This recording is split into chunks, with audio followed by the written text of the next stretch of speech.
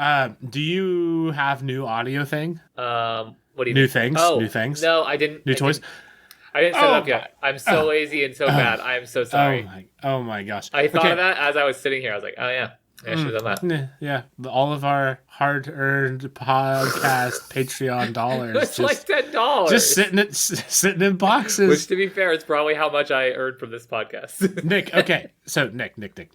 If we're gonna keep doing this though, like if we're gonna live with this injustice that you've done to me, whatever that clicky thing is that you keep finding, even though I tell you to jettison that thing into the surface of the sun. Wait, this? You're not hearing this, right? Discord cuts it out, but I'm pretty sure whatever you're doing is definitely that. Can Yes. you hear this? Can you hear this right now? I can hear it when it edits, Nick. Okay, that is the mouse that you bought. No, not that. It's the clicky thing. It's like this. Every time you do it. No, I don't know what It's just, you're talking about, actually. I feel like it's a pin that you mess with. No, I don't have a pen. Okay, well, this is the best intro ever. Nick, all right, I'm pulling the ripcord. Go with the backup intro topic or pre-intro topic. Actually, you know what? We're just going to start the podcast. I feel like we did our best. Pre-intros are unnecessary anyways. Unnecessary. You're good.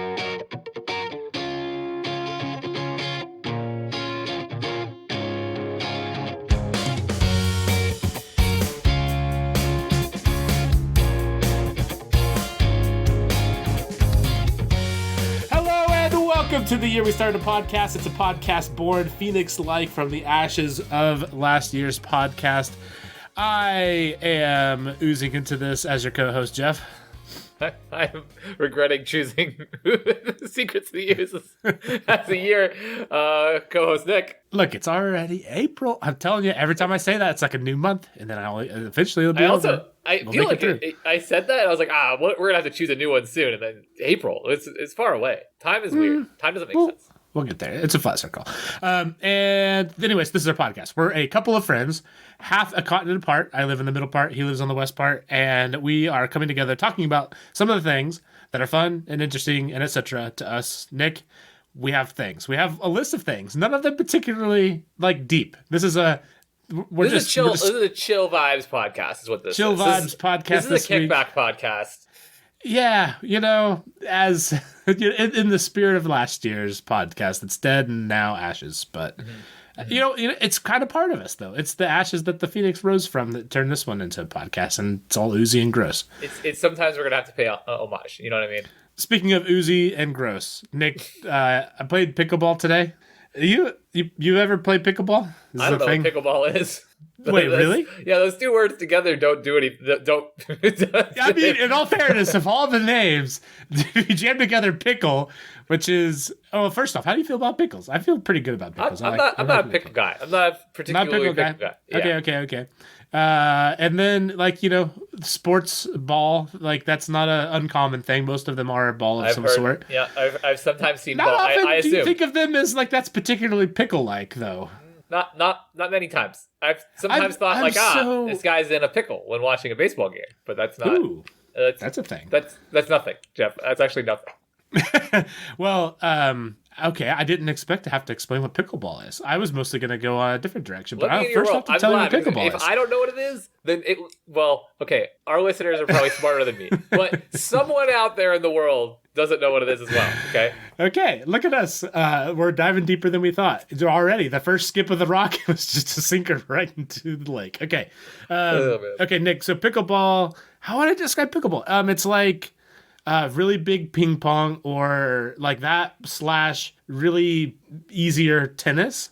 Okay. You play with rackets that are like a tennis racket, except for honestly. The analogy goes even better. So, imagine a tennis racket and imagine a ping pong paddle and imagine they had a glorious baby. That's a pickleball racket. So, it's bigger than a ping pong paddle, but wooden and bigger, bigger than a ping pong paddle for sure. Right. But smaller than a tennis racket for sure also. And then I feel like that sounds very silly looking. That doesn't sound like it's a good looking thing. Yeah, and we might, after I try to describe it, maybe it would be good for you to look at it and see how accurately my audio description represented the reality that it is. But you play like very similar rules to like tennis, but just easier, or like ping pong, but like bigger. Okay. And it's like a court, like a very small volleyball or a very small tennis court. Yeah. And you can play like doubles or singles, and it's a good fun time. You play with like a little, no, not a little, like a big wiffle ball ish thing. So like you can hit it hard, but like only so hard because it's a wiffle ball thing. So like you can't. Yeah. It's not like you're it's a rocketing wiffle at ball. 95 mile an hour. It Yeah. floats like you try and it just like lazily floats forward. Right? Is what my assumption is. No, it's like you hit it hard. Like it Okay. can hurt. Okay. But it's not like you're hitting it like a tennis as hard as you could a tennis ball. Although I don't know, pretty close. It's like 70% of a tennis ball velocity, I would feel like. Okay. Okay. Gotcha. Anyways, now I need you to Google pickleball and just like look at the things, I guess. I actually had Googled it, but when you said you were, Okay. I didn't pull up the images. Okay. The balls look like dorkier wiffle balls, and Yeah. the rackets or whatever, I don't know, paddles are not as bad as I thought they were going to be. I felt like they were going to be bigger. Like I was like, yeah, it has to be an oversized. So I thought they were going to be much bigger and like unwieldlier. But this makes sense. Okay, I can feel it. I can feel it. So there is a place that is in Wichita that is like this giant like restaurant slash pickleball place. It's like kind of like, honestly, like when we hung out in California and we did the bocce ball thing. Bocce ball is a lot of fun. I was gonna say I like these kinds of games. Like I called that the ball dorky or whatever, but I actually love like just the random sport that nobody knows, because the fact that nobody actually plays it regularly means like we're all just gonna be terrible and goofing around. You know what I mean? Yeah, and like the thing that's nice about it is kind of like the same way like anybody can go bowling and reasonably like do okay. Yeah. And like anybody can play bocce ball and play reasonably okay. I feel like this falls into that same category. It's a little bit, I mean, it's definitely more like physically exhausting, but also like if you can stand up and like move around a little bit, like you can play. So like it's not like you have to be some kind of crazy athlete to do good at it. Yeah. Like it is definitely, it's a heck of a workout if you're doing like one-on-one, but if you're playing like doubles, like you don't have to move that much. It's a good fun time, and like it's just big ping pong or small tennis, and easy, much easier than tennis is. That's awesome. But yeah, it's a good time. Anyways, long story short, this is a thing that for work stuff we would do as like a team building thing pre-pandemic. And like we would go every once in a while and like go do that and like maybe have a drink or two or something like that. Like that was kind of a fun, again, because since it's kind of like an even playing field, like nobody's like some sort of expert, pickleballer. That's what I was gonna say earlier with your bowling comment. Is the only exception to that is that most everyone you know is like an equally bad bowling player, bowler. I don't know. But everyone knows like one person who's far too good, who's like at 250, and you're like, okay, why did Matt? I mean, I love you. Like, it's great to hang out with you, Matt. Could you not? Could you? It's funny. The one person who is the best bowler that I know is also named Matt. Yeah, mine is a direct call out to an old coworker. Mine is a current coworker. So there you go. There you go. See exactly my point. Matthews are conspiring against us to ruin our bowling. Actually, Matthew made it a lot of fun, but at the same time, it was like, well, okay, well, we're going to lose. Yes, and like, honestly, it probably is the exact same with pickleball, except for I just didn't happen to have any pickleball aces in our group. But anyways, and so pickleball as a solo player, like, there's lots of, like, agility moving back and forth, and, lots of, honestly, kind of like playing basketball, like lots of cutting and stuff. Okay. That you have to do on the fly. Because I also played basketball a lot pre-pandemic. And then the last 2 years, Nick, I haven't been doing a lot of quick cuts and such. And this isn't this week I hurt myself exactly, but like, oh my goodness, Nick, I like... all of my tendons. I'm so old now. No, I'm so old. You don't realize it's like a set of muscles. Like you probably, I know you. You're probably still working out regularly, but like it's just like a set of muscles that you're like, oh crap, ow, what? Yeah, like when I work out in my basement, I'm not like sprinting and stopping real fast. Right. Like that's not a thing I do. And it's just like as I was doing it, and like honestly, like the workout part of it, like I get gassed, and that is what it is. That's a good fun time. Good to breathe heavy. But what I did not expect was like after we were done, like I felt like I could barely walk because like I had no like I used all of my stability muscles to like not crash into nets. I've always felt like this about tennis that like tennis just seems like a high impact on like your joints. Do you know what I mean? Yeah. Like it just seems like the kind of yeah. thing where like you're gonna have arthritis when you're 40. You know what I mean? Like I mean, And this is small tennis, so like you're not wrong. right, that's what I mean. It's just like a hard top, like blacktop style, or concrete, freaking surface, and you're like just run, stop, run, stop. Yeah. Well, and you know me, Nick. I have a little bit of a competitive streak in me, just a little. Shocking turn of events. Yeah, and also a healthy level of self-confidence that is not warranted at all times. And so like there'd be times where like, and like how these courts are set up, like they're right next to each other with like a little, I don't know, like chest high like little net fence thing between each court. And so like I would be sprinting to like try to make like barely a return that I had no chance of actually doing anything with, because even if I did return it, they could literally just like plop it over to the other side. There'd be no chance I could do it. But like I would like full speed sprint, barely return it, get the point scored on me anyways, but then like have to like somehow in a like 2 foot like area like somehow not crash into like the net thing that was separating us and our strange friends that like they have no idea what crazy weirdos we are, and like clearly like that was the funny thing too, is like these are the clearly ones, like they play every single Tuesday or whatever, like they knew what they were doing, and we're just some idiots that haven't played in 2 years and taking it not at all too seriously, not even remotely too seriously at all, and not embarrassing yourself like not at all. I don't know what you're talking about. Oh my god. But anyways, so yeah, like the ability to cut and change directions and etc.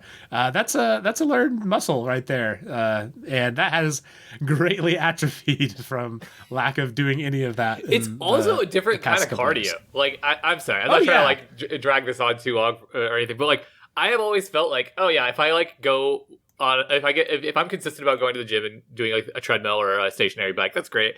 But I'm gonna go freaking play basketball one day, and like the stop and start sprinting is just gonna leave me freaking gassed, and I'm gonna be miserable and be like, I should be in better shape than this. And, yeah. Yeah, there's a big difference between like what I do, like being able to like do a steady cardio as compared to very short sprint intervals, like something that you would do in pickleball or tennis or basketball. Exactly. Or whatever. Yeah. Exactly. Very, very different levels of cardio. But like again, that part, like that's fine. It was like the inability to walk afterwards that was kind of like, oh boy. Oh boy. I'm sorry to hear it. I'm sorry to hear that you're old now, Jeff. I didn't realize it, but it's good to know. Oh, it's terrible. I'm gonna. Yeah, it's bad news. The last thing I want to tell you is that like searching Google image searching for pickleball, there are like 8 images where the tagline or whatever includes the term pickleball craze. So just so you know, there is a craze out there for pickleball. Because like I'm not kidding. There's like 8 of these. The same craze. No, it really is a thing. Like it is a deal. It's a whole deal. No, I'm surprised awesome. You, as a California hipster kid that you are, haven't caught on. That would require me to know people that do anything besides bike or program. Like that's all anyone I know does. Or record podcasts together. True. And now you know. See, now you know. It's a craze. I appreciate you letting me in on the craze. All right, Jeff. I didn't want to interrupt your thing about you're saying that you didn't have a this week I hurt myself, because this week I hurt myself, Jeff, and it's my turn to have a hurt myself. This one is not even. I can't go off on this one for too long or anything. But I was at my parents' house, and I was in their cupboard and like looking for food and stuff, and the big 2 dogs were playing and running around, and one just like ran into the side of the cupboard door and slammed it on my finger, and oh nice. It was swollen and purple. So there's not that much to it except that big dogs are crazy and I am dumb for sticking my hand in, like, I don't know why my hand was like resting there, like, yeah, this seems like a good spot for this to be. Just you know, just probably nothing bad will happen. Nothing bad will happen. These 2 dogs are not insane. Everything is good. Also, I seem to hurt myself a lot through just like peripherally not paying attention to other, like to mostly dogs and also small children. Like if I just pay more attention in life. You know what I mean? My this week I hurt myself aren't even me doing something clumsy. It's just like, yeah, I didn't respect that Lambert could hurt me. That's on me. That's on me. You know, so on the topic of hurting and children and etc., I'm going to parlay that into I don't know. There's a lot of things that I feel like probably, I could probably do a better thing here or there parenting. Nobody's perfect, right? I don't Well, yeah, know. but I don't, right. Yes. I don't know what I could do at this point differently to explain to my children that there is a speed that does not like there's one of them between standing and sprinting. And like the amount of injuries that happen because kids do not understand, like, just walk. Like, walk. You're like walking around a couch where there's like a bookshelf, a corner, a door, and there are so many things you can sprint into. Why do you feel the need to do it? Like, why does everything have to be a sprint? All I know is that I didn't outgrow that until I was in my 20s. So you'll probably be fine. You were sprinted around the house just everywhere. I mean, so at some point in my 20s, I stopped. That seems like a normal, appropriate time to stop doing that, right? To stop sprinting around. I suppose so. No, I completely agree. Small children are silly with that, and also, for me, it's dogs. Maybe I just, my family has too many dogs, but my extended family. But also, yeah, all the small children in my life are all 3 or younger, and they're just getting into it, and it's you're gonna get hurt, right? You can't do that. You should know. My other favorite thing is now my children are old enough that I don't have to worry about them falling down the stairs, but they still the stairs are excellent ways to hurt themselves, usually by falling and hitting a chin or something or whatever. It's I tell them constantly, because they'll talk to us from the stairs. I'm like, the stairs are for walking up or down. Don't stop and talk, because all you'll do is you'll start thinking about something, and you'll step to the side and you'll slip and fall and hit your head on the wall. I don't or hit your head on the rail. It's stop. You can't. I don't know. There's no amount of telling kids anything that can keep them from hurting themselves. But in all fairness, what could I expect? I'm so good at it myself. I can't imagine where they get it from. I can't. Thanks, bud. Thanks, bud. No problem, man. No problem. All right, I have a last thing to talk about, but I want one more thing that I wanted to mention, which is just the thing that happens on social media where a player for a sports team is either going to enter free agency or is expecting an extension of some sort, and they unfollow their current team on social media. And I mean, I'm 99% sure this also happens in the NBA. Yes, is this at least a thing that you hear about occasionally? 100%. Okay. Yeah, 100%. And it definitely happens in the NFL also. And I find it the dumbest thing. I don't really know what I don't know what my point is here, to be honest, Nick. I feel like maybe the first 3 people that did it were ooh, wow, they unfollowed the person that they were trying to sign a contract with. Now they have all the leverage because everybody thinks they're leaving and whatever. I guess maybe that worked the first few times. But now, Nick, it's the dumbest thing, because 95% of the time it means nothing. Yeah. I feel like it's the weirdest passive aggressiveness. Yeah. The weirdest form of passive aggressiveness towards a team. You know what I mean? I think that there is this inherent tension with athletes wanting to maintain the brand image of a team player, and also wanting to distance themselves from their team's failures or their team's problems or whatever, or what's the word I'm looking for? Dysfunctionalness or dysfunctionality or dysfunctional, I don't know. Nailed being it. Dysfunctional. Got it in one. Got it in one. Dysfunctionality and all. Got it. Perfect. So I don't know, man. Freaking, how do I put this? So I don't think that I think that these athletes are smart enough to know what they're doing. And sometimes I just think they're bored, or feel like they don't have enough control, or feel like they can't express themselves. And that's what's going on. You know what I mean? It's this is my way of fighting back and getting away from the toxicity. It's dude, because they'll never say anything to the media. And I get it. Media is going to run with any story you say. If you say, I hate this place. It's not good, right, it's not yeah, good. fair enough. Yeah. It's just weird, man. It's weird. It's just my thing is it's like Nick, if for whatever reason like we were, I don't know, mad at each other for flip knows why, but it's like if we were talking back and forth, but like as we were talking, like after I sent something or after you sent something, I just like I did the thing on the iPhone where I can now tell you that my notifications are off. And I'm just like we're still talking, but like I just want you to know I'm a little bit harder to get a hold of now, but like I want you to know I don't care quite as much. I don't know why you're being like so aggressive with how you're telling me. I feel like that's so. It's hurting my feelings, Jeff. It's just like it's the most like wild, pointless, passive aggressive thing ever, and like it just. Yeah. And the thing is like. I think the problem, I guess maybe why I'm even more annoyed about it is like not even the people that do it, but like it makes everybody, like it just causes so much of a media bullcrap, like everybody reads into it so much. It's like, it just like fills a news cycle of like, oh man, this new free agent just unfollowed. Like here's the most recent example, Nick. So the Chiefs, I mentioned on either, I think a Patreon podcast, we traded away our best wide receiver. And there is a few different free agents that, oh man, this is going to lead me right into another thing too real quick. But there's a couple free agents that like we're looking to like maybe sign, or other players that we might trade for, or like basically some other people that are looking for new teams. And one of the particular players that we would love to have, but there's no chance that we're ever going to get, they unfollowed their current team. And that resulted in like all of these rumors that they're like coming to the Chiefs or going to whatever. And it's like, that means it means nothing, but now that's all anybody can talk about is like this meaningless gesture. It's so stupid.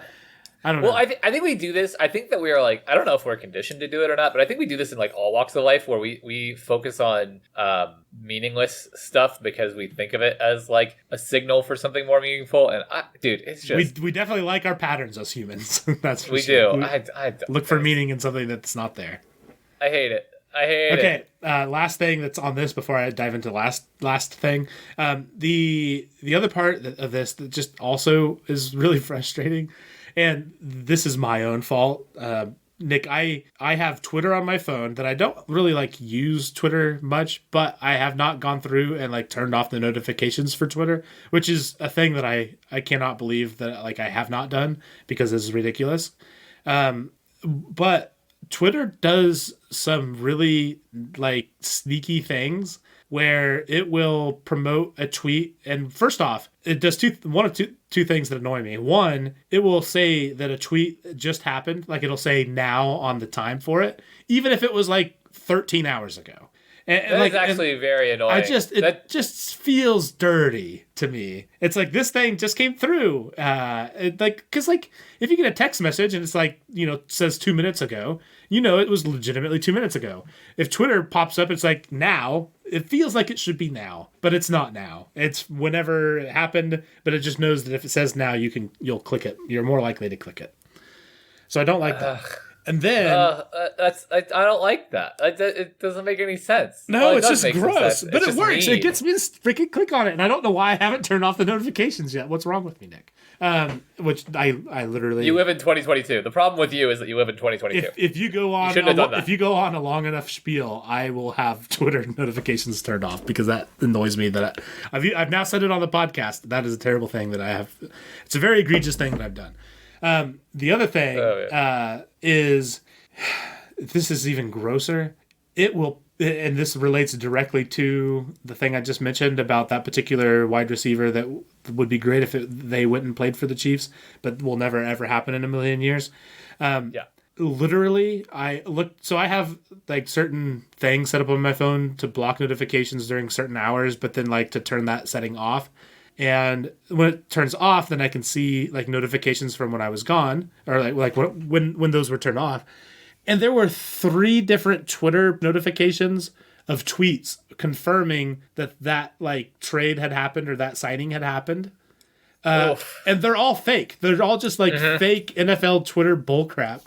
But like that is what Twitter is like. Ooh, that'll get them to open the app. And the annoying thing is, it was right, because the first thing I saw was like, holy cow, this happened. And then I opened it up and I'm like, oh, well, this is the least credible thing I've ever seen on the entire internet. Like, took like 2 seconds to see through. But like, it's so gross and annoying that like, that's what you're using to get me to open your app. I hate it. I hate it too. And I think that it's like, okay, I feel like that is the kind of thing that we should all be like slightly outraged at, right? Like we should all be like, hey, hold on a second. It's not okay, right? Like it's not okay for them to just like give us lying tweets to make us pay attention, right? That's not okay. They shouldn't monopolize our attention this way. You would really hope not, but oh man. It's okay. It's okay. It's okay, Nick. We're gonna be all right. Okay. I'm not. We're going to move on to our favorite topic. Not favorite topic. We're going to move on to a thing that we both like, which is called video games. Heard of those? No. I have. What are those? It's like where you control little dots on the screen and they do things. Have you ever played an actual Atari? Like a good old real Atari from yes. forevers ago? How? Yes. What's your story with Atari? Or I had these cousins that I used to go to their house for like a week every summer while my parents would go on vacation, and they had an Atari when I was very young. And nice. I remember very little about playing it, but they definitely had one. Do you remember any of the games that you played, or is that too far gone? I think I was like 4. Okay, 5. so you're no, so, not really. But you have. And honestly, Nick, same story. I've played an Atari. I know my grandparents had an Atari. I do remember the effort that it went into to like get that thing up and running. We played some games, Nice. Don't remember what they are, whatever. Definitely did do it. Have no like super specific memory of like what we were doing, but good times. Atari, just enough overlap for you and me to know enough about what it is and also have played it. Yes. So today I'm going to talk about Howard Scott Warshaw. He was a video game developer for the Atari 2600. He was famous at the time for making a couple different games, probably most notably Raiders of the Lost Ark. There's a couple other ones there too. But yeah, video game programmer back in the 70s for Atari. Very cool. And then he got asked, would you like to work on the video game E.T. the Extraterrestrial? Do you know where this is going, Nick? For our listeners who don't, E.T. the Extraterrestrial video game had some mixed success. Let's call it mixed success for now. Yeah. Okay. Before maybe I'll cut it out. So how much of this do you know, Nick? How much of the ET Atari? What I meant by mixed success is that it had great success as a landfill filler. Okay. We'll dive into this. So this this is where I thought there was a good chance that you would have heard about this. I still want to tell the story. For anybody who doesn't know, and I don't know that much about it. I just know like a meme or two, and you know what I mean. Like I know that, yes. and even that I haven't thought about or read anything about in a long time. So there you go. Yeah. Okay. So. And like this is the part that I found most interesting because I had no idea about this part. So E.T. the Extraterrestrial, he accepted the offer as the like sole developer or main developer guy of that game. And what do you think timeline wise he was given to develop this game? I'm assuming just not nearly enough time. I'm assuming like 5 months or something. You know what I mean? Like, yeah, no, like 5 months. That would be pretty great. Because like right nowadays, especially if you're an indie developer, like you're talking. And again, like indie developers aren't working like with like super complex graphics or stuff. Like certainly some of them make really beautiful things, but a lot of them aren't that. I mean, they're not that much different than back in the Atari days. The 8-bit graphic stuff, and that would, I mean, a 5-month turnaround would be crazy. He was given 5 weeks. 5 weeks. 5 weeks. Sorry, which is 5 weeks, which is not long. That's not good. So the idea that he was going for was a puzzle game. It was kind of like randomly-ish generated. So like every time you would play it, like it would be slightly different. It did sell like over 1 million copies. But then people started returning it. This is the thing I do. Yeah. Basically, it was like, I mean, in his defense, I mean, 5 weeks is not a lot of time to do a lot of like I'd have QC. 5 weeks to do like like a final project. You know what I mean? Like, you know what I mean? Like I'd be like, oh god, you know what I mean? Honestly, that's a really good way to put it. Like, imagine if you had 5 weeks right now to do like some sort of final project that then a million people are going to pay for, and then like determine their satisfaction of a company based off of it. And also for like a really big intellectual property, like yeah, especially back then, for sure. But yeah, so it was fairly buggy, and like the screens like changed really quickly and like caused people to like get really annoyed by just kind of the general gameplay of the thing. So that was kind of the thing. It didn't cause the video game crash, but it happened about the time that was kind of beginning to happen, and certainly did nothing to help stop it, with a bunch of people returning, the million plus copies of extraterrestrial ET. This is one of the things I think I knew. Is it the most returned game of all time? I don't know if that's the thing that you even read, but like I feel like that's something that I had heard. I think it's probably gotta be. I mean, like I can't think of what else would like hold a candle to that. And also, I feel like that time period, like there probably were more, like you can't return like opened discs now, right? And like you can't return digital downloads. Right. So like I would imagine that like early video games, or like at least cartridge era video games, is probably like when I feel like the jokes that I heard were a lot about returned ones, and also one other thing that I'm not gonna take away from you. So that was what it was. Atari ended up laying off 80% of their staff during like the upcoming couple years, and Howard Scott Warshaw, he left video game developing as a job and went on to do other things. Then fast forward 10 years, and honestly, by all means, people should have forgotten about ET and weird Atari things. But of course, it's video games, Nick. And if us as a people have anything, it's finding a way to hate on random things. And so there was a resurgence of ET hate, or just talking some crap about that game. And it became a bit of a meme in the early internet. And then, as things do, things that become, resurface as popular in the zeitgeist, especially back in the early internet, it became known that kind of in the shame of all of the returns and all of the unsold copies of ET, Atari, I guess one last thing I'll say before I say what happened, at least what the myth was. Nick, they made more copies of ET than there were Atari 2600 consoles. So, like, just think about that, Nick. Like, from a business decision, that is some kind of faith in your product. That is okay. So that isn't just faith in your product. That is stupidity, right? Like you can't sell more. You're not going to sell more games than you do consoles, right? Like it's just not a thing, right? Like so. Here's what people would defend that. I almost said here's what my defense would be. In my mind, it still seems crazy, but the idea was that because back then these would the thing that they're comparing things to are like music and stuff like that, and people would buy multiple copies of particular music stuff, and so like that was kind of the thought of like, well, people will buy more copies of this video game than just the single one. Because they'll love it so much. Well, that didn't work out so good. Okay, so there's two problems, or there's many problems with that. But like, I mean, I guess, and I am imagining that like that's a thing that was put in like some bad article about video games back in 1992. Yes.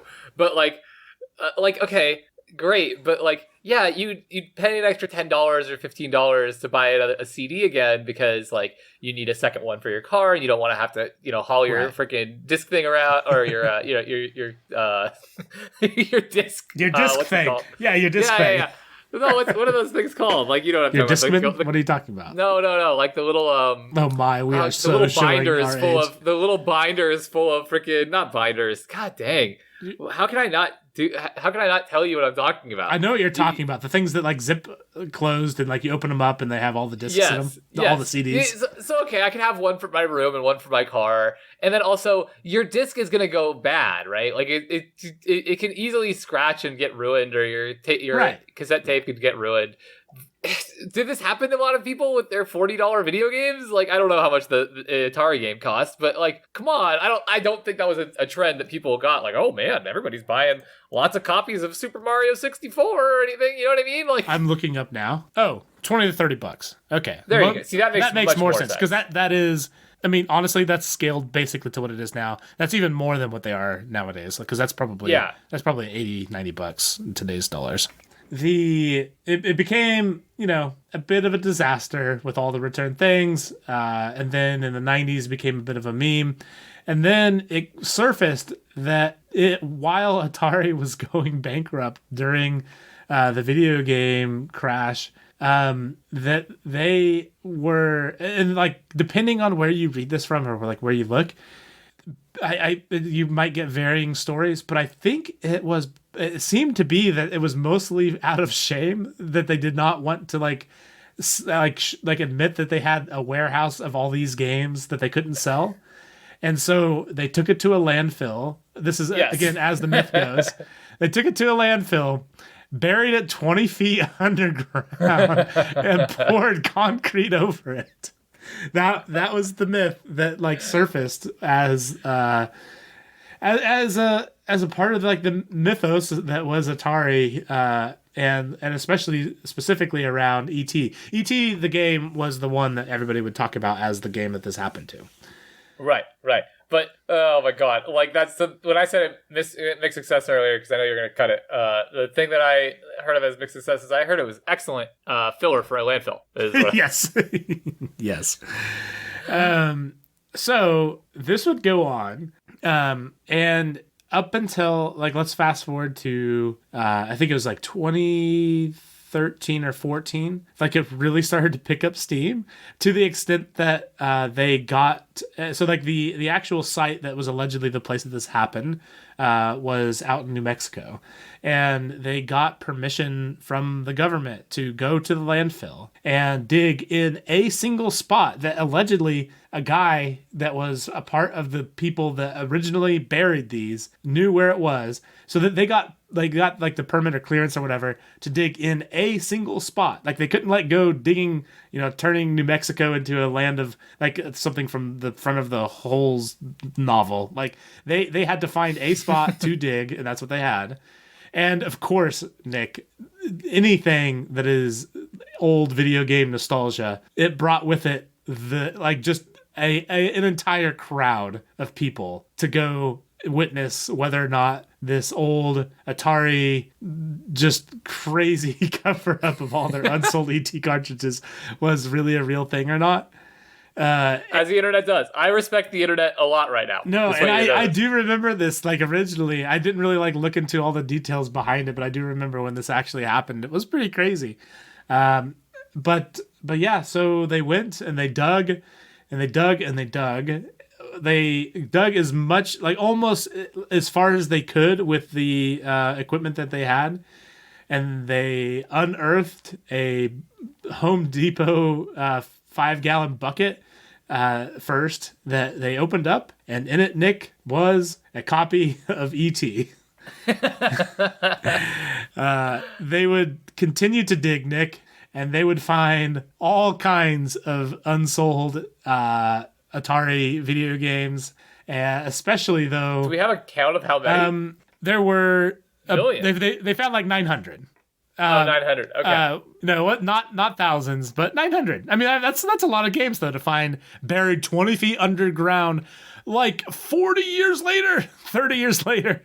I mean, that's a long time to like dig something up. And again, the only way that they knew where this was because the guy happened to be around still that like was a part of the crew that buried them originally. Which I don't know. It's a very That's so weird, good. interesting That's thing. so hilarious. That's honestly hilarious. You got to think that there's not just one site for this too, because like you know what I mean. Like they would have had to ship games that were sitting in like various warehouses all over the country. You know, over like that's actually hilarious. It is crazy. Now I want to bring it back to Howard Scott Warshaw, the guy who was the developer of ET.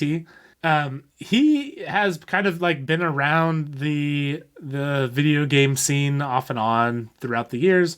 Obviously, a little bit of a legend because he was one of the original video game developers. So that holds a certain level of respect in the video game world. But he, for the longest time, did not believe that like this had ever happened. But when it became like more and more of a thing that the entire internet was going to show out for, he decided to make the trek also to New Mexico to like witness just in case it happened to be. And he was like super cool about the entire experience and like was like honestly super moved by everybody still caring about a game that like he slaved over for 5 weeks back 30 years ago. And when they finally found it, like I guess he was moved to tears and was like, it was just a cool moment for one of the video game original legends. Just like a sweet like it's like memed, right? Like, but I don't think like I doubt anyone actually thinks of anything bad of him. I'm sure nobody was like hurt by it. No, you know what I mean? and like and to be clear, like everybody who was there were like such huge fan, like just you don't go to a place like that with all those people and hate on the guy who made the thing.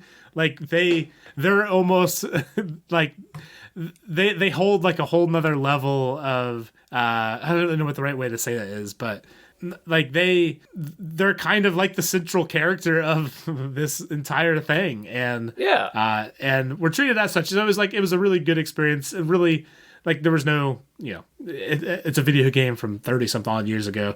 It's not like anybody's going to be worried about the critique of something that you did back then. Also, dude, like if like the worst thing people say about you is like, oh, you made a terrible project in 5 weeks, like in your life, okay, like whatever. Correct. Dude, I couldn't even tell you what I did with my last 5 weeks. So like,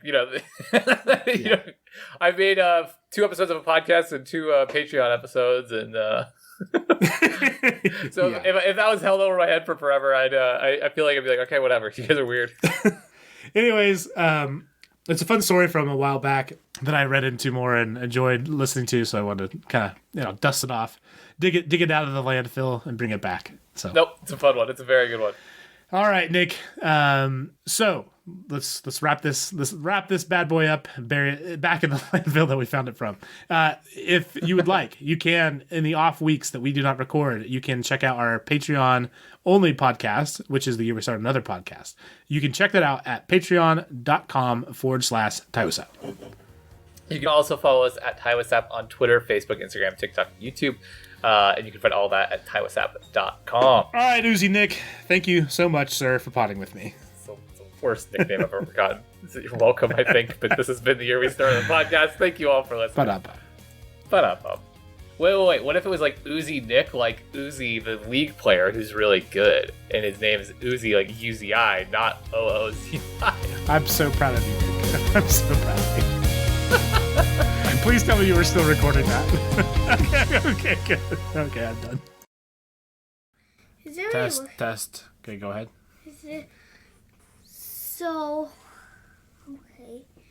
So why they unburied it is because the guy that made them wanted them to go back to business. Right? Kind of. They do it right. You're great. High five.